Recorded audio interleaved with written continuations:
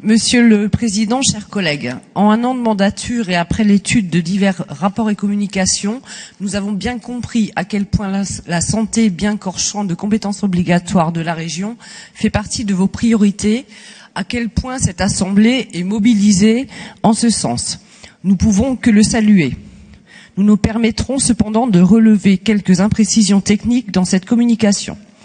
Première imprécision, la densité médicale de la région est annoncée à 83 médecins pour 100 000 habitants en 2015. Mais ce chiffre n'a pas attendu l'horizon 2030 pour chuter.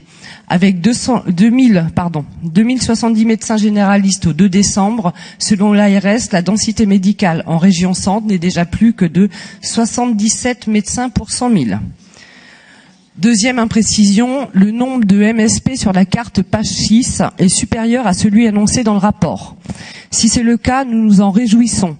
Mais sur quelles données devons-nous nous baser? Troisièmement, pour illustrer votre communication santé, vous nous avez fourni une carte. Celle-ci nous a également laissé perplexes. Loin de moi l'idée de remettre en cause les compétences de mes collègues cartographes. Nous avons très vraisemblablement suivi les mêmes cours avec les mêmes professeurs dans la même université.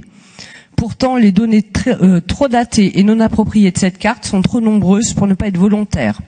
La commande de cette carte avait-elle pour but de présenter un élément de communication positif au détriment d'un portrait plus réaliste? Premier point sur cette carte, il est évoqué plusieurs fois dans le rapport que le travail d'implantation des MSP est fait avec l'ARS. Or, l'ARS, dans le cadre des zonages professionnels, utilise comme unité territoriale de référence le bassin de vie. La carte de Madame Mention le montre encore. La carte présentée dans la communication est quant à elle basée sur les anciens cantons. Puisque l'unité territoriale de référence utilisée n'est pas la bonne ici, un premier biais est introduit pour la prise de décision ou tout au moins dans sa proposition de retranscription. Deuxième point, en bas à droite de la carte, il apparaît que les zones de carence seraient celles de novembre 2016, alors qu'il est noté dans les sources en bas à gauche et dans le cartouche en haut à droite que la démographie médicale est issue du RPPS 2013. Les données sont-elles celles de 2013 ou de 2016? De par ces éléments, la carte fournie en page 6 est contestable.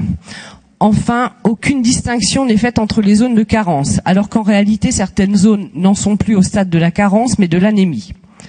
Puisque nous n'avons pas obtenu de vos services les bases de données utilisées pour cette carte, nous en avons trouvé d'autres plus récentes.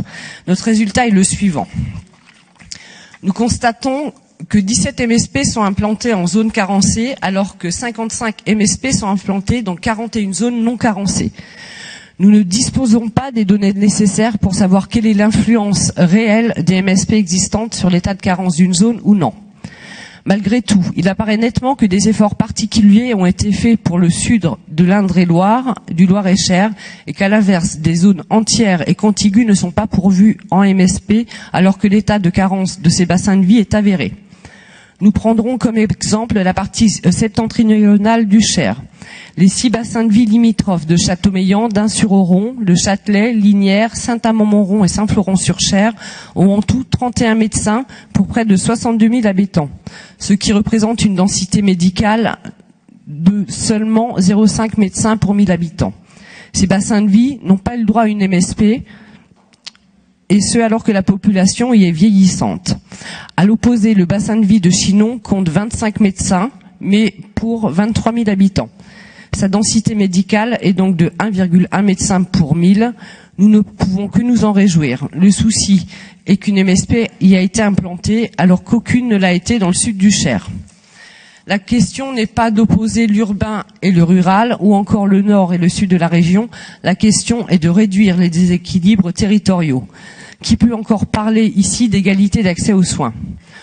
Enfin, Monsieur le Président, les maisons de santé, même si nous pensions comme vous en 2012 que c'était une bonne solution, la réalité montre que cela ne marche pas, ou pas toujours, ou pas partout. Le cas de la MSP de Maintenon en est une illustration. Cependant, les zones rurales sacrifiées, il est vrai, Monsieur le Président, comme vous le dites en d'autres termes en dernière page du rapport, qu'investir pour la construction d'une MSP dans un bassin de vie où les entreprises ont fermé, ont fui, puis les jeunes, puis les commerces, les services publics, l'école, la poste, n'est pas chose aisée. Quel médecin osera s'y installer et s'il le fait, pour combien de temps? Je vous remercie.